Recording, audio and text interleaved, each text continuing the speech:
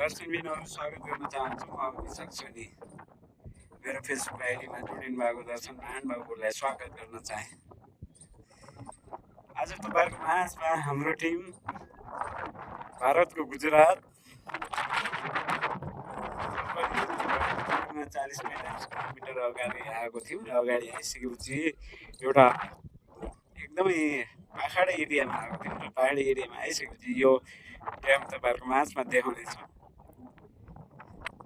र देखाइसकेपछि यो भारतको एरियामा पानी ड्याम र पाहाडहरू कतिको छन् भन्ने तपाईँहरूको माझमा देखाउन गइरहेको छु र सक्दो प्रयास त सम्पूर्ण दर्शक महानुभावहरूले लाइक कमेन्ट सेयर गरेर हामीलाई साथ दिनु होला, सपोर्ट दिनु होला भन्दै तपाईँहरूको माझमा देखाउन गइरहेको छु।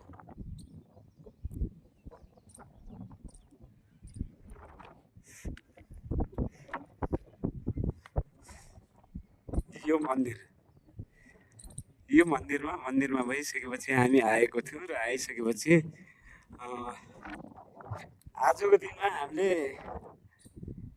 भिन्न फरकको भिडियो छ।